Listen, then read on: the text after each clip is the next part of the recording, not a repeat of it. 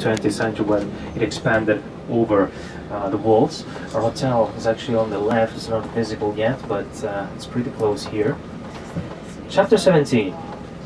When they had passed through Amphipolis and Apollonia, they came to Thessalonica, or Thessaloniki in Greek, where there was a Jewish synagogue. As his custom was, Paul went into the synagogue, and on 3 Sabbath days he reasoned with them from the Scriptures, explaining and proving that the Christ had to suffer and rise from the dead. This Jesus I am proclaiming to you is the Christ, he said. Some of the Jews were persuaded and joined Paul and Silas, as did a large number of God-fearing Greeks and not a few prominent women. And have the prominent women. God-fearing Greeks could either be Greeks that had reverted to monotheism, and you have evidence in this city about people who believed in one God that had no name. They had no clergy or priesthood. They would simply gather in buildings that were not temples, and would address themselves as fathers or mothers and sisters and brothers. Or of course God-fearing Greeks could be the proselytes. But the Jews were jealous, so they rounded up some bad characters from the marketplace. The text has the agora, formed them up and started rioting in the city. And if you remember, but the riots was something that would immediately cause a Roman response. That's something that the Roman law will deal with. They rushed to Jason's house in search of Paul and Silas in order to bring them out to the crowd. But when they did not find them, they dragged Jason and some other brothers before the city officials, shouting, "These men have caused trouble over the world, have now come here." And Jason has welcomed them into his house. They all defied Caesar's decree, saying that there is another king, one called Jesus. When they heard this, the crowd and the city officials were thrown into turmoil. Then they put Jason and the others on bail and let them go. That meant that in case of future trouble, if they could not find Paul, Jason would be held accountable. The accusation is very interesting here, because they're almost quoting the opening phrases of a letter that was addressed by Claudius to the Jews of Alexandria. These men has caused trouble all over the world. Romans had started snapping at the Jews, had started losing their patience, especially the Jews of Alexandria, and Claudius had warned them that if they keep on doing that here, he was going to punish them. So it seems that the Jews here were trying to convince the Romans that, you see, it's not us that are the problem, it's this new sect here that are the troublemakers. And of course the accusation, they're all defying Caesar's decree, saying that there's another king, one called Jesus. I would have sounded very strange to Roman ears, having a Roman citizen saying that there's another king, which is not the Caesar, but saying there's another kingdom, the kingdom of heaven, not this kingdom, Rome. All these sayings could actually be twisted,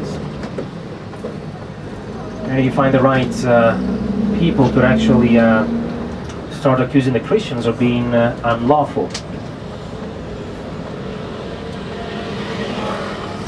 When they heard this, the crowd and the city officials were thrown into turmoil. Of course, because having a Roman governor here and having such a strong Roman presence, they did not want to give any excuse to the Romans to intervene, especially to start punishing people here. That's why they were so alarmed. This is a kind of accusation that the Romans would actually deal with a very heavy hand. It's sedition in the end. One of the interesting things is that in the text, in the Greek text, instead of saying city official, it has a very interesting word. It's politarch.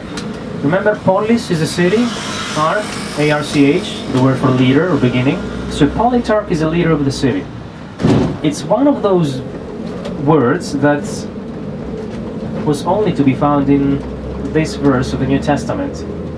No archaeologist or historian had ever heard this word before, so this gave ground to people to say that, you see, the Book of Acts, it's an invention. What is this term? What is this word? It exists nowhere. From 1970 up to today, you have discovered almost 30 inscriptions from that age with the term politarch. So the term was absolutely correct.